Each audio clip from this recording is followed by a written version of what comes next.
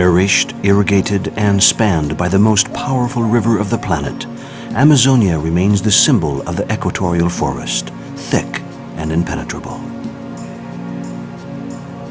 Even though the Portuguese were present from the very beginning of the 17th century, Amazonia was for a long time a mysterious universe, whose natural riches were accessible only to the Indians.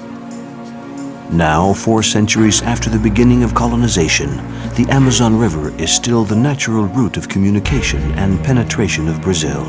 The gaiolas, the traditional wooden boats, continue to transport goods and passengers into the most remote corners of the country.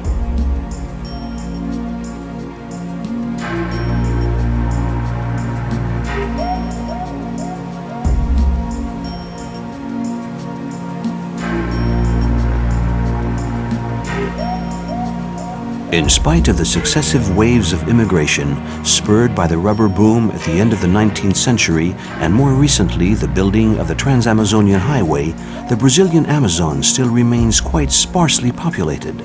10 million inhabitants on close to 42% of the country's total land surface. Except for the 2 large cities of Manaus and Belém, the population is spread out all along the river in little communities where the new immigrants live side by side with the mixed breeds of white and Indian known as the caboclos. With the massive extermination of the Indian tribes, the caboclos have now become the guardians of a part of the age-old store of knowledge of the people of the Amazon. With its source in the Cordillera of the Andes, the nearly 6,000 kilometers of the Amazon River spans South America. Fed by more than 1,000 tributaries all along its length, the Amazon carries almost 1 billion tons of sediment per year and has a flow rate of 200,000 cubic meters per second. It's here in its delta where the mightiest river on Earth flows into the Atlantic Ocean that our journey will begin. A journey to meet the people of the Amazon. First stop, Belém.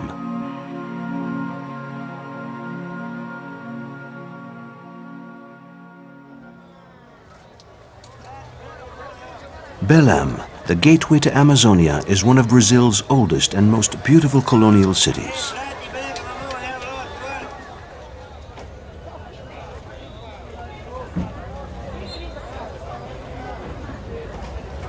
The market of Ver o Peso, literally see the weight, gets its name from a former customs house built by the Portuguese in 1688.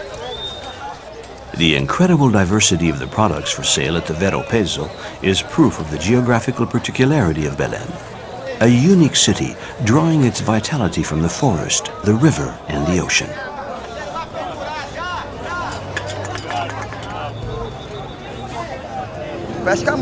There's no limit. We can fish as much as we like. It's inexhaustible. And there are lots of boats, about 1,000. Every day we unload about 50 tons of fish here. We ship to all parts of Brazil and even abroad.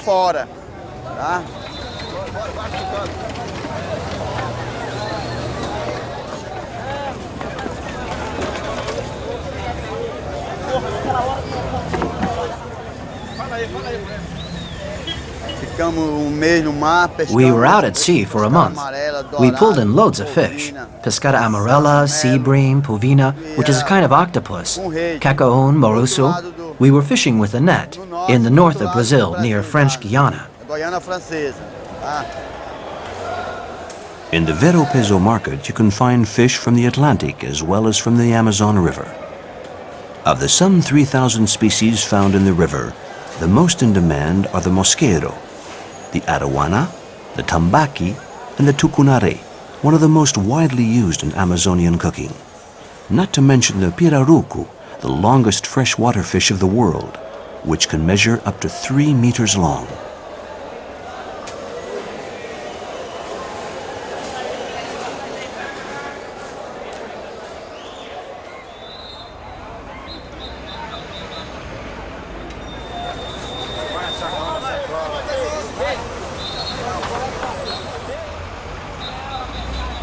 Even though it was discovered around 1500 by the Spanish navigator Vicente Pinzon, the estuary of the Amazon long remained on the sidelines of colonization.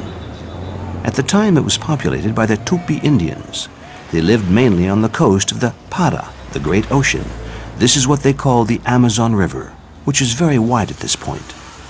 Faced with repeated attacks from the French and Dutch, the Portuguese, who had settled only on the coast, decided to found Belém in order to control both the river and the ocean at the same time.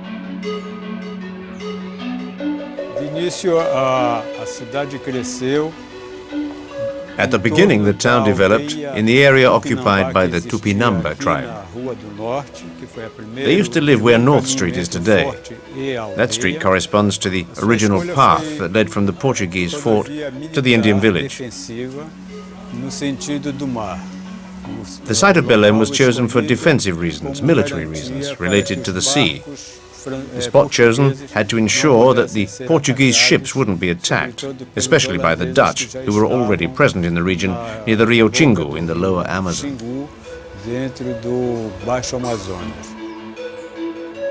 Heavily fortified and with the advantage of its strategic position, Belém repelled the attacks of the other colonial powers, and in particular those of the Dutch fleet.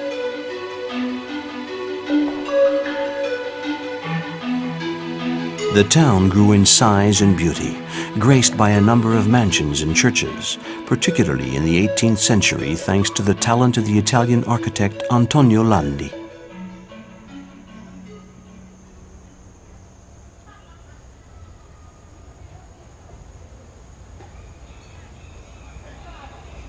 The contrary winds and currents hindered navigation, and the sailing ships back then took less time to go from Belém to Portugal than from Belém to Bahia. So until 1775, the north of Brazil formed a separate entity from the rest of the empire. But that didn't mean the Indians would fare any better. The Jesuits came to protect the Tupi tribes from the massacres carried out by the colonists, but like everywhere else in Brazil, this protection had a price. The Indians were forced to abandon their ancestral culture in favor of almighty Christianity.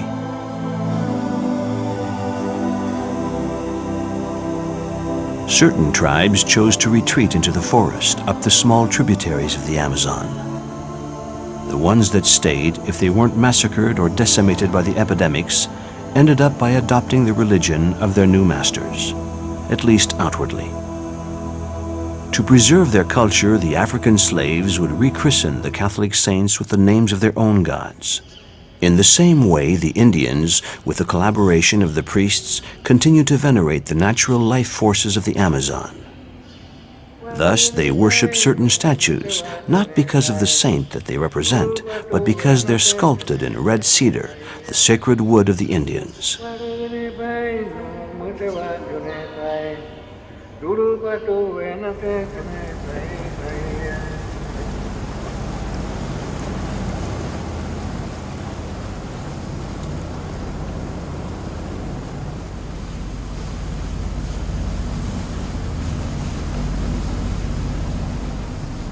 Apart from the big island of Marajo, the Amazon Delta has many islands. Most of them are inhabited by the caboclos, a blend of Indian and white. During the colonial period, the colonists needed the Indians to procure the drogas do sertão, spices. Only they knew where to find cocoa, vanilla, and cinnamon in the forest. Today, it's the caboclos who have inherited this knowledge. The term caboclo, which means coppery, first appeared in the 17th century, but at that time it designated Indians without a tribe, Indians who had lost their roots. Up until the 19th century, the caboclos were nomads and lived by capturing wild animals and gathering medicinal plants. Now that they have become sedentary, they live along the river in houses raised upon piles. But their knowledge of their natural environment is still just as remarkable.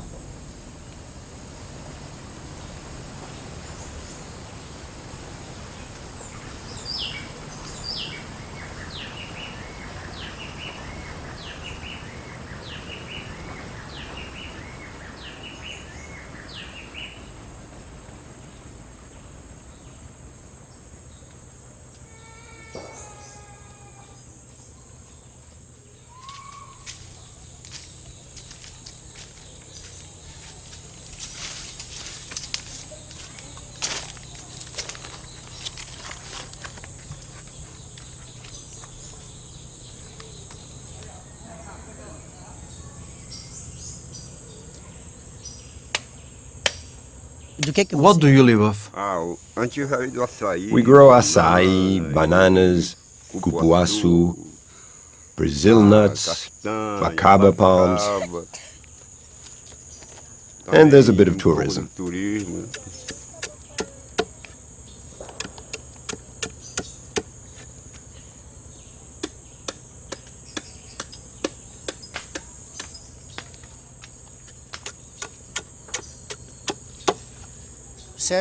How are these caboclo houses built? Caboclo houses are made all of wood. Some people still live in straw houses, like in the old days. But the bigger houses are made of wood, with tile roofs.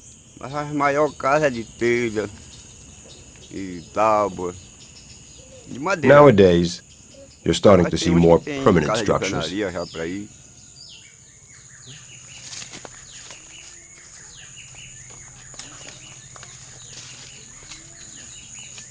My grandfather was from Galicia. Already my mother, she fell in love with a caboclo, an Indian caboclo. Well, he was the son of an Indian. And then there you go. We were born. We were all born. Most of the people from here are mixed bloods. Portuguese and caboclo. It's really very mixed.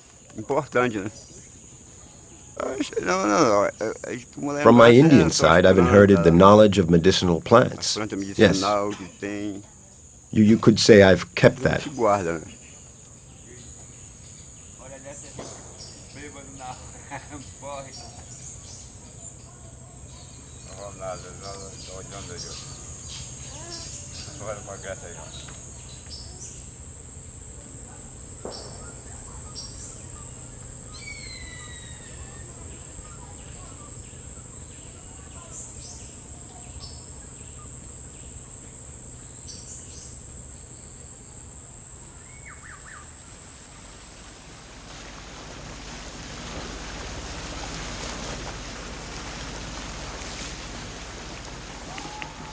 We've returned to Belém. Like every year, the town is getting ready to celebrate the arrival of summer.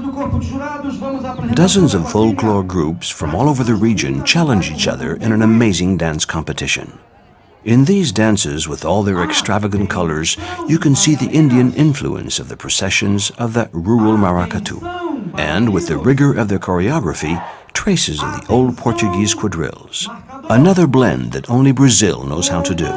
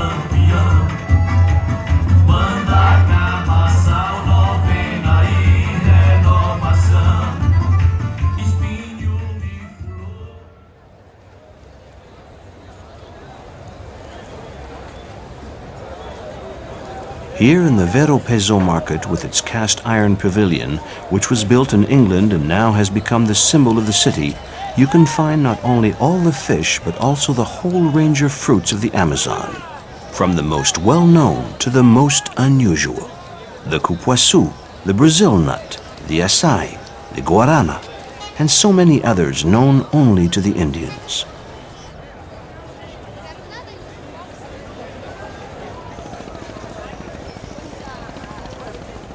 Every morning, the caboclos arrive by boat from their distant island. Their sacks contain veritable treasures, medicinal plants gathered in the secret depths of the forest. Flora is a vendor at Veropeso, and in spite of her dramatics and the inevitable bargaining, she knows exactly how much the merchandise is worth.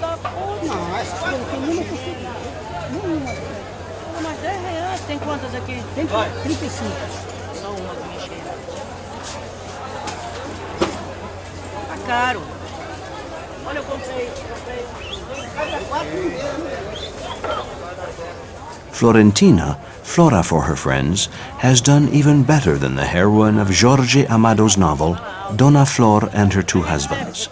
She's been widowed 4 times, but that doesn't stop her from believing in the powers of the talismans she sells in her shop. I grew up in Para. I was raised by my grandparents. They were Indians.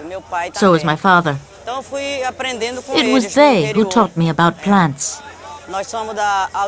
We belong to the Gayopo tribe. And my grandmother was the local doctor. She would cure people with her herbs. That's how it was. With her, we learned how to heal, how to mix the preparations, which plants to choose. I learned it all.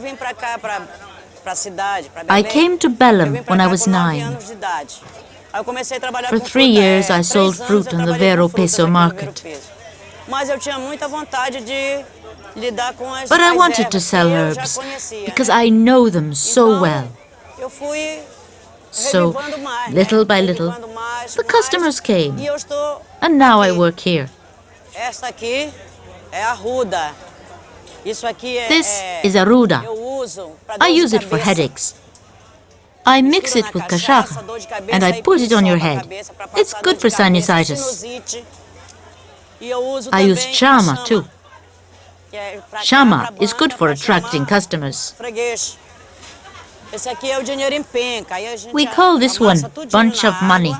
You crush it in water and you mix it with cachaça, and then you sprinkle the shop with it to attract customers.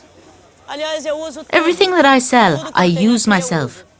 The remedies for my grandchildren, my children, they all come from here. We go to the doctor only as a last resort. Patchouli is good when you have problems breathing or to make your hair grow. I also have it as a shampoo. I never use anything else. We use these local products for all sorts of things. If you have a crush on a girl and she doesn't like you, you bring me her name on a slip of paper and I'll tie it in a bundle so that she'll be yours. And here, this little beast. Look here. We call him the pacifier. It really calms everything down. If you tie someone's photo to it, they become all sweet and gentle. It's not only the gullible and naive that buy the talismans and medicinal plants from Flora and the other vendors of Veropeso. A large number of Brazilians, whatever their level of education, prefer natural products to the pills sold in the modern drugstores.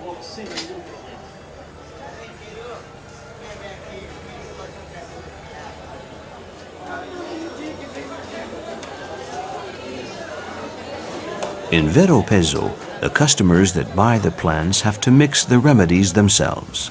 There is, however, a cottage industry of labs that sell the same preparations, ready-made and packaged for sale.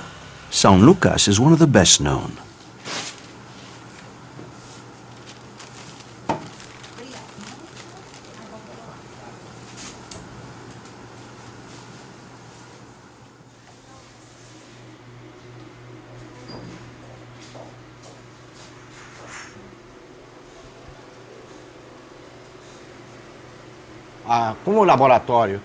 This laboratory is more than 150 years old. As for me, I've been working here for 44 years. So we've had the time to develop contacts with a number of people who know about medicinal plants. And not just in the Brazilian Amazon, but in other regions as well, and even other countries. Eles consideram o Guaraná produto afrodisíaco, mas praticamente não. People think of guarana as an aphrodisiac, but for us, guarana is a stimulant. It's often used in hospitals and clinics, and even in maternity wards to help patients during convalescence.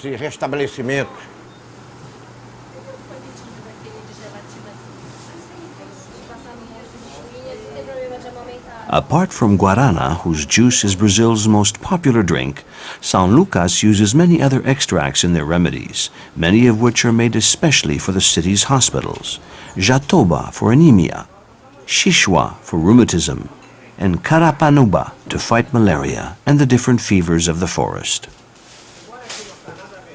A large number of these remedies, which were for a long time ignored and even condemned by modern medicine, have now gained a little more respect. At the beginning, conventional medicine was reticent. Doctors just didn't see any use in prescribing herbal remedies. But today, in Brazil, like in the rest of the world, the medical use of plants has at last become widespread.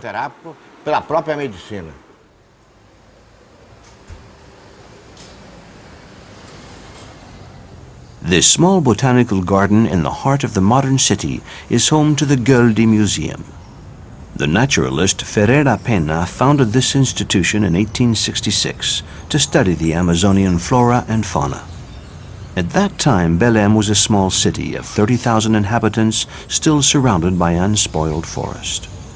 Now, a century and a half later, with Belém a metropolis of 2 million inhabitants, the center has had to move 450 kilometers to find the natural environment needed for its research.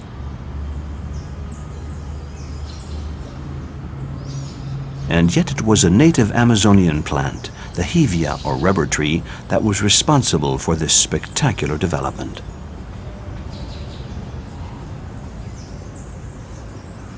The activity of the port intensified during the period called the rubber boom. At the time, from 1890 to 1910, between 30 and 40 ships would put into Belém every month. This was because rubber was so important for Europe. The boats would arrive loaded with all sorts of new articles, and then they would leave with a cargo of rubber, but also with the traditional colonial products, like cocoa beans and other typical products of the Amazon. The rubber boom stimulated the growth of the city, and in 1910 the population surpassed 100,000. The atmosphere of this peaceful colonial town began to take on aspects of European modernism. The telephone and electricity made their appearance, as well as a tramway that crisscrossed the business district.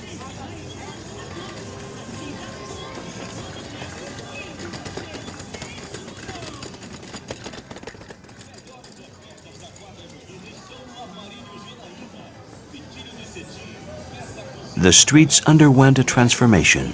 Certain immigrants who became wealthy went ahead and built splendid mansions with facades that recall their native countries. Every time there was a new arrival of these European novelties, the town was stirred up into a frenzy. The stores were taken by storm by the curiosity-seeking immigrants as well as the nouveau riche. For Belém at the turn of the century, nothing was too fine, too big, nothing too extravagant. Unbridled ambition, the dream of building a Paris in the tropics, took hold. Thus, when the biggest store in town was built, with the evocative name of Paris en Amérique, it was modeled after the French department store, Les Galeries Lafayette.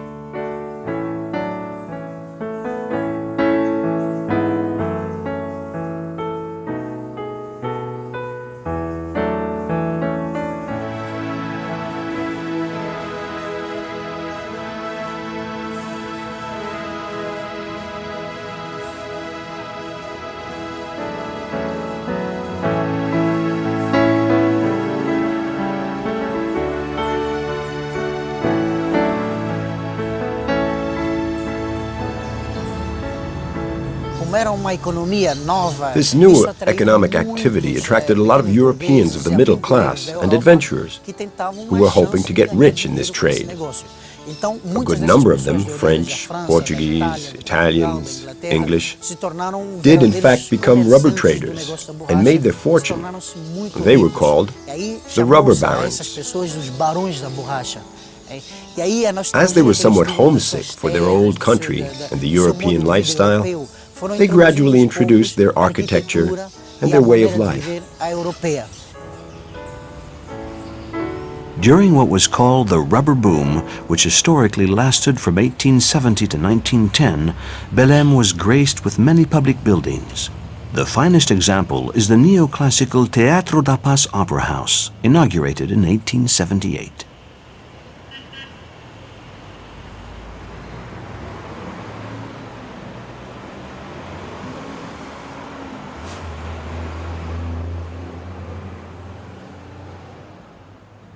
The production of latex, which began in Belém, reached its peak in Manaus, while first Dunlop, then Michelin, made improvements on vulcanization, the invention of Goodyear.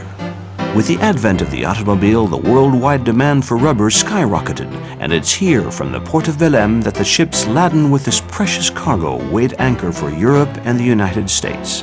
Making the most of the situation, adventurers known as the rubber barons made huge fortunes and built incredible mansions. One can imagine the envy that these sumptuous dwellings inspired in the migrants that came by tens of thousands to seek fortune in the Amazon, the wild west of the tropics. There was a lot of eccentricity, a lot of extravagance, to the point where some of these rubber barons would, for example, send their dirty laundry to Paris, or they would buy Cuban cigars, which were very expensive here. To flaunt their wealth, they'd light their cigarettes with banknotes. Others would take baths in Perrier water imported from France. By filling their bathtubs with this water that cost a fortune, they could show that they were swimming in money.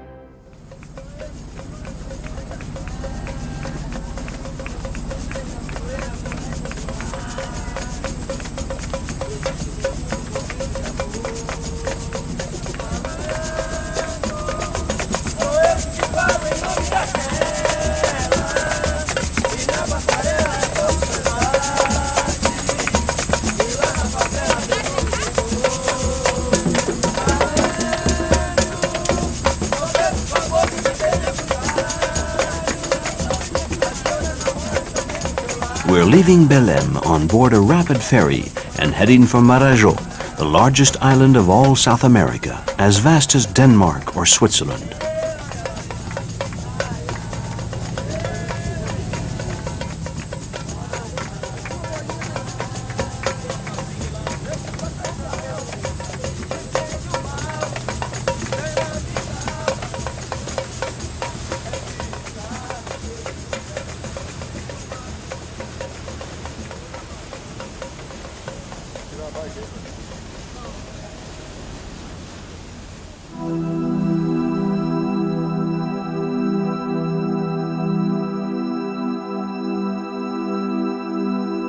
Marajo is situated right in the center of the Amazon River Delta, whence its name in the Tupi-Guarani language, Imbarayo, which means barrier of the sea.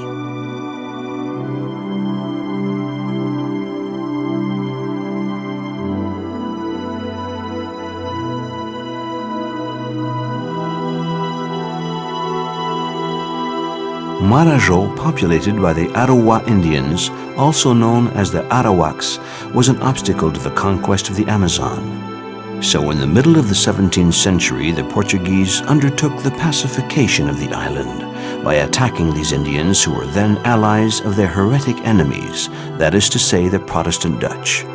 The Arawas put up a fierce resistance. They even went so far as to attack the Portuguese ships that sailed into the delta.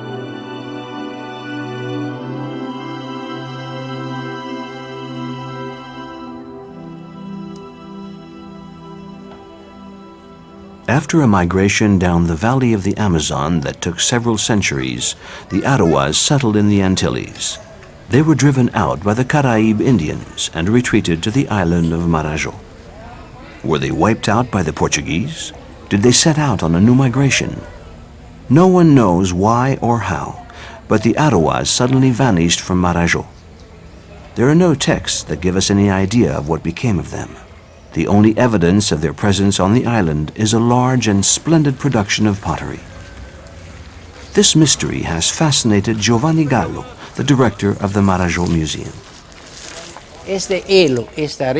The link between past and present on this island has been broken.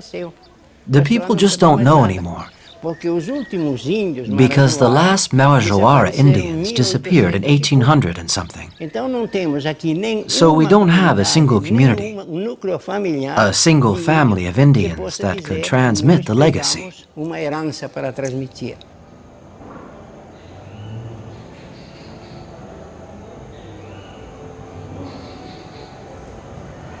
Giovanni has collected all the artifacts and information in his museum, making a sort of natural and cultural inventory of the heritage of Marajo.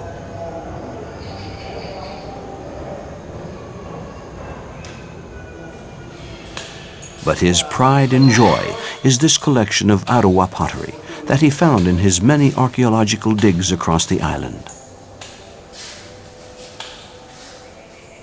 I've been trying to make the young islanders that help me on the digs aware that the Marajoara pottery is very precious.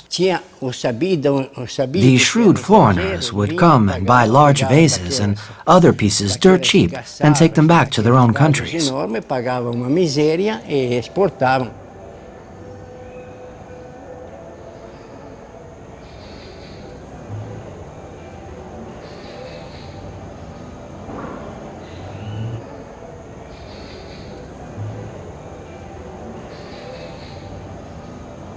Some of the figurative pieces exposed in the museum remind one of Inca sculpture.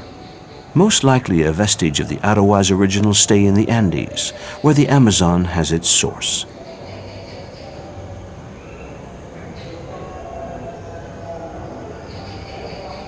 Eu posso dizer que esta ideia do rio The river is very prominent in Marajoara pottery because the most common designs resemble a meandering river.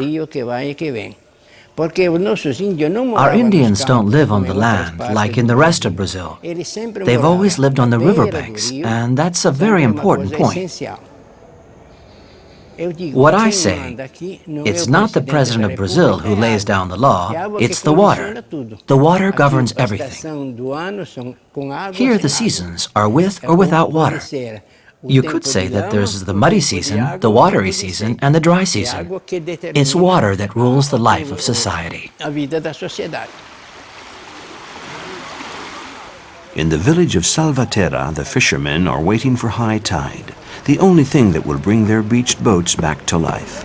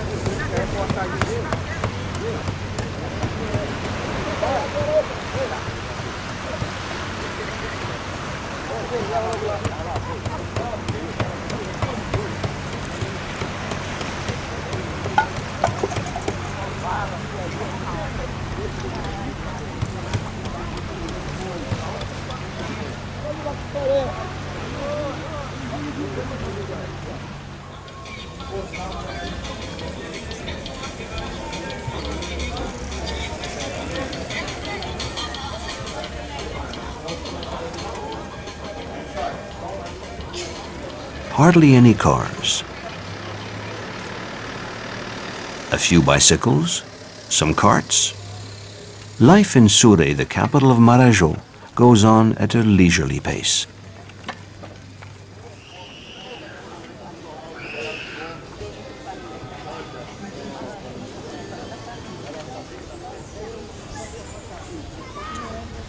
There's one surprise, and a big one. The Buffalo Brigade Police Force. Apart from their curiosity value, these well-groomed animals are proof of the importance of cattle raising in the island's economy.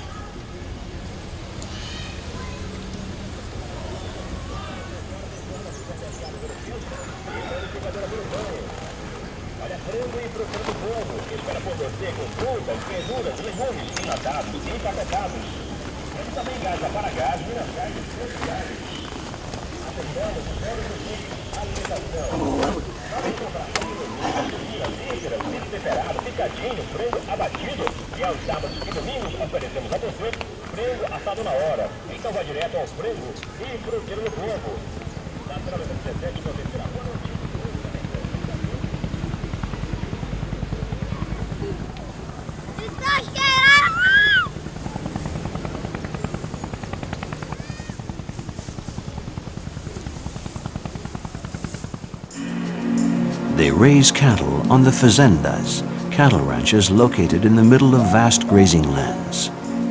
It's the end of the rainy season, and the only way to get to the fazendas is by boat.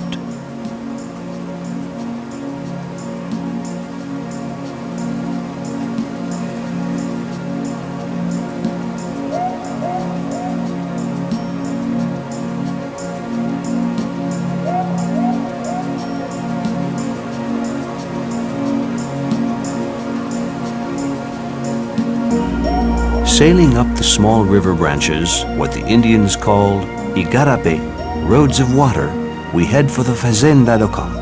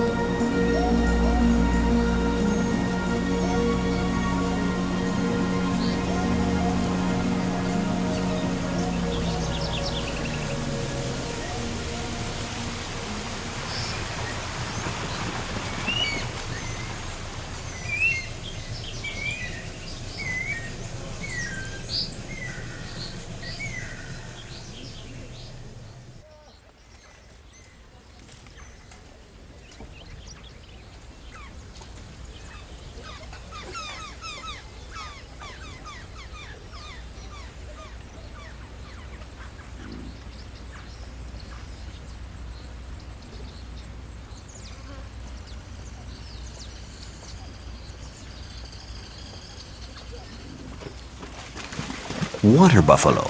They feed on water plants and they can float, perfectly adapted to the island's swampy terrain.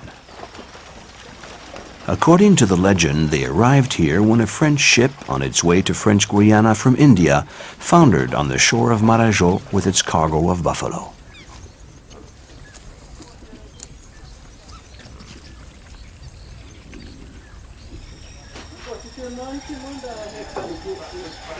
Today, there are an estimated 1 million head of cattle in Marajo. The herds roam freely over vast grazing lands and are tendered by the vaqueros, the island's cowboys. The vaqueros, who live with their families, are almost completely self-sufficient. They have meat, milk, fish from the igarape ponds, and fruit picked in the forest, all available to them.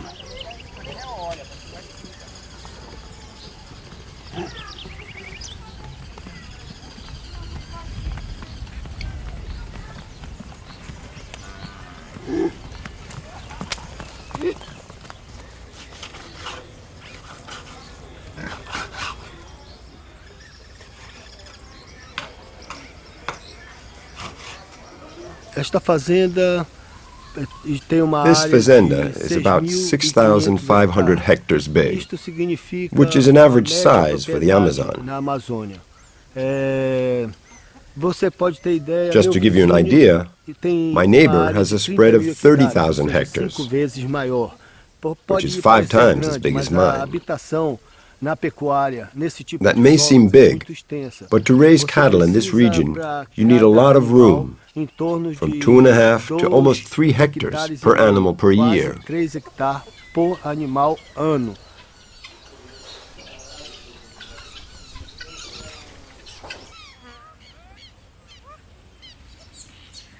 On this fazenda, we have about 2,500 or 2,700 head of zebu. They originally came from India. And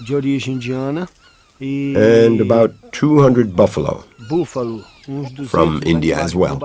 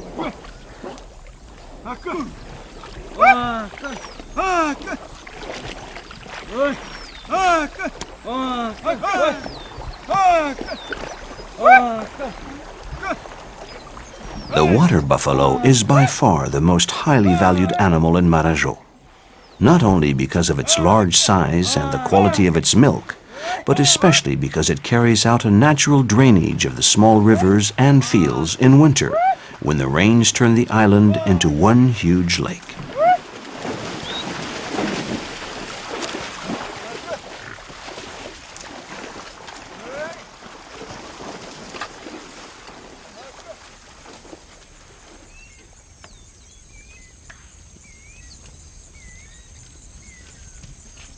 The vaqueros sometimes ride for days across the plains to herd the cattle back to the corral to be counted.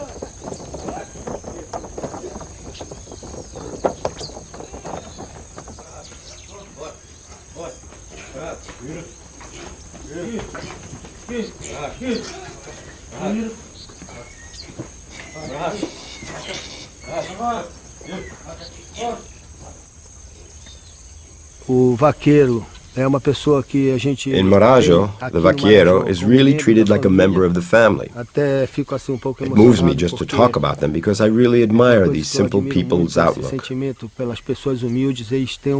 humble, they have a sense of friendship. Guvencio, who's 88, is nearly blind, but he's still a vaquero in his bones, and he cherishes the memories of the years he spent riding on the plains. We would work from ranch to ranch. They liked me a lot because I was a really good vaquero, thank God.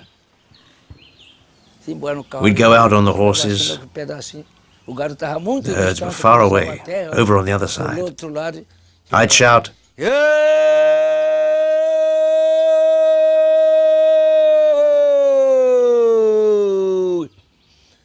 and we'd keep riding on, and then the herd would start to move and bellow, and I'd be there shouting,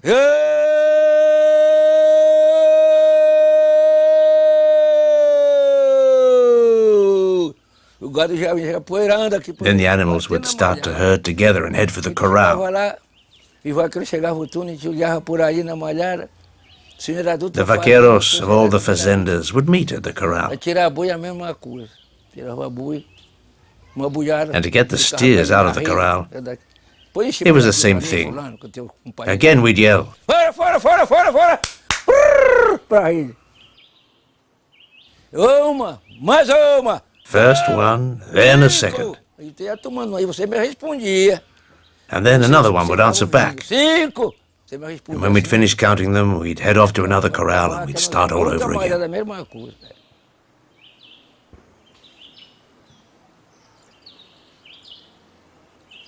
E no nosso tempo lá, Back then, we had oil lamps. a luz era lamparina. Have you ever seen an oil lamp? Lamparina? E não tem. Lamparina, a banha do jacaré com We'd burn crocodile grease in them. Passava a noite inteira com aquela luz acesa. We danced all night by the light of those lamps. Esse negócio de instrumento de açúcar. In those days, we didn't have any flutes, just violins, violas, cavaquinhos, a kind of guitar. Sometimes we'd even take a pair of spoons and we'd play them like this. Era a festa que a gente dançava lá. We'd just dance, Tudo isso de fazer. on and on. Era assim pra hora da meia-noite. Around midnight, the women would change dresses to dance the lundu. A gente dançava com aquelas velhas vestidas. We'd dance with them until the break of day. Começava a dançar com ela. Até de manhã.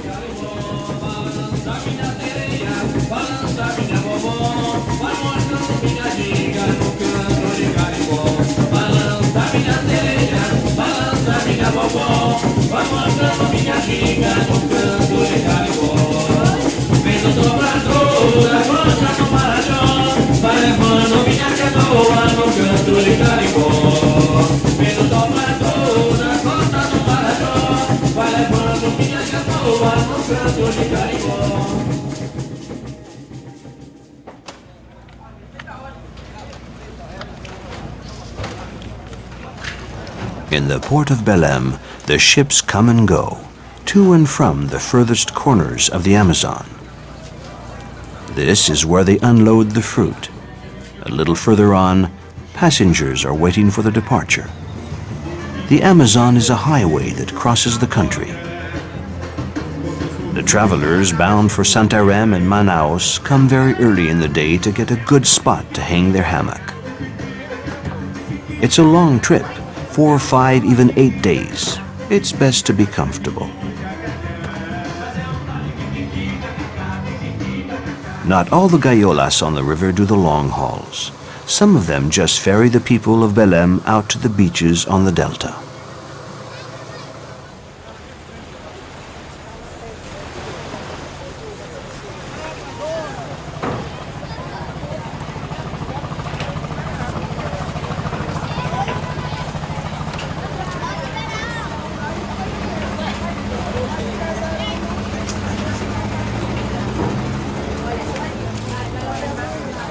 On our way back, we can feel the pull of the ocean. It's low tide, and in the Amazon, long stretches of sand emerge from the receding waters. Open spaces that are also many invitations to play for footballers and all sorts of sports lovers.